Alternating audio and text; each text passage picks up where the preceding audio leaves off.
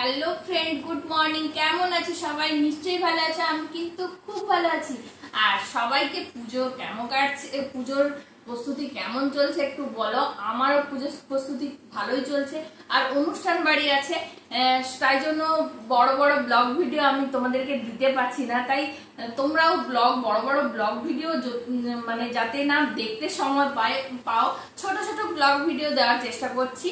আর সেটা অন্য কিছু দেখার চেষ্টা করছি যেটা ভিডিও ধরো ভালো লাগবে আর দেখতেও ভালো লাগবে, তোমাদের মন মতো হবে আর ইন্টারেস্টিং কিছু হবে যেটা দেখতে ভালো লাগবে।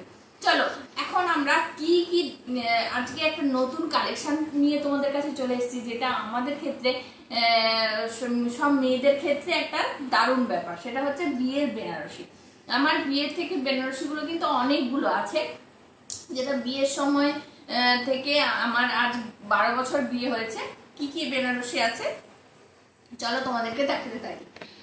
আচ্ছা, এটা ফার্স্ট আসি, চলো এই বেনারসিটা। এটা কি? এটা দেখো, এটা হচ্ছে এই দেখো আগুন কালার। এই কালারের বেনারসি আমি খুব কমই পরতে দেখেছি বিয়ে বাড়িতে। যদিও বা আমি বিয়ের শাড়ি নিজে ঠিক করিনি, বাবাই পছন্দ করে এনে দিয়েছিল। আর দেখো শাড়িতে আমি কিন্তু নেল পালিশও লাগিয়ে ফেলেছি। মানে একদিন শাড়ি পরার পরে তারপর নেল পালিশ করতে গিয়ে কিন্তু নেল পালিশ লাগিয়ে ফেলেছিলাম। অলরেডি শাড়িটা অনেকবার পরেছি, অনেক অনুষ্ঠানে পরেছি, এখন আর পরা হয় না, অনেক দিন হয়ে গেল। কিন্তু এই তোমাদেরকে দেখানোর জন্য, বা এটা তো বিয়ের স্মৃতি হিসেবে কেমন লাগছে বলো তোমাদের একটু কমেন্ট করে জানাও। আর যেদিন শাড়িটা আমার কাছে এসছিল এইরকম একটা পাট করা ছিল, সেটা না দারুণ একটা লুকিং ছিল, মানে যেটা দারুণ ওয়াও। হয়তো অনেক অনেক দামি বেনারসি সবাই পরেছে, আমার কিন্তু এই বেনারসিটা আমার নিজস্ব খুবই ভালো লাগে, সত্যি কথা বলতে। চলো এই বেনারসিটা তো হয়েই গেল, এবারে তোমাদেরকে দেখাই হচ্ছে বউ ভাতের বেনারসি।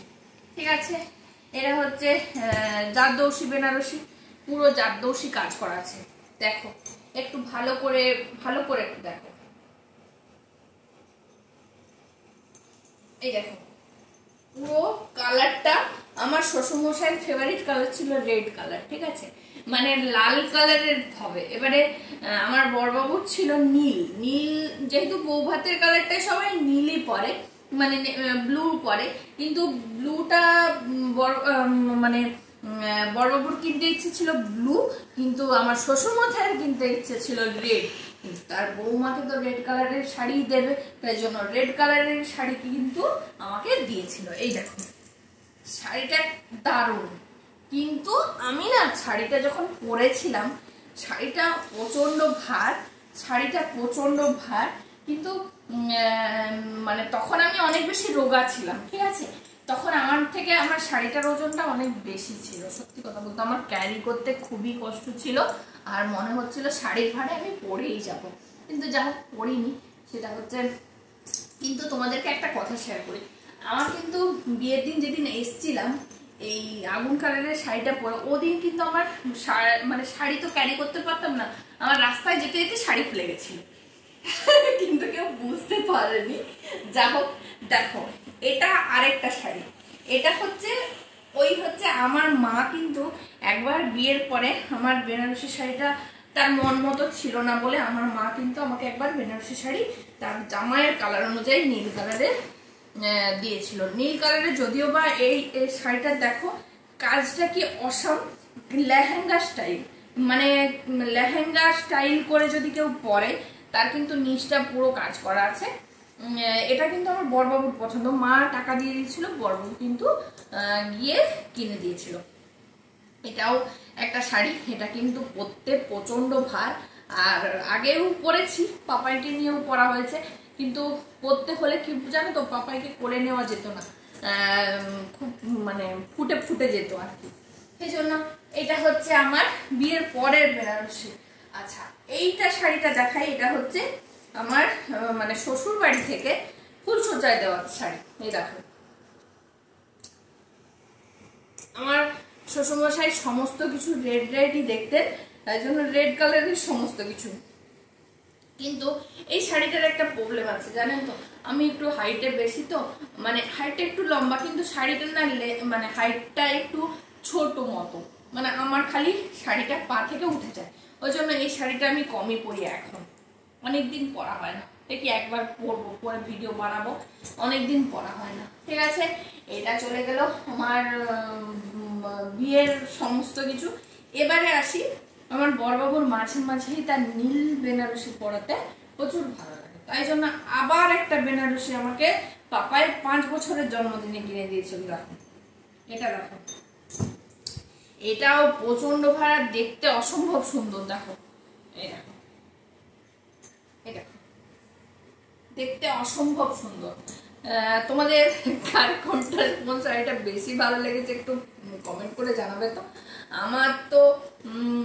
আমার এই শাড়িটা প্রচন্ড ভালো লাগে, যা হোক তবুও পরা হয়, অনেকবারই পরা হয়েছে।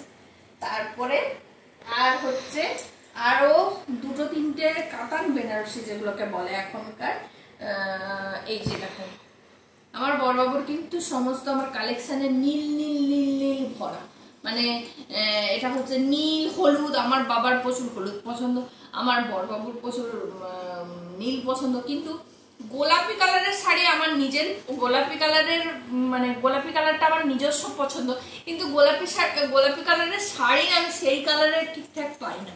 এবারে ওই জন্য লাল হলুদ এইসবগুলোতেই বেশি যায়। এই শাড়িটা কিন্তু 3টে কালার আছে, এখানে আমি কোনোদিন পরলে তোমরা দেখতে পাবে।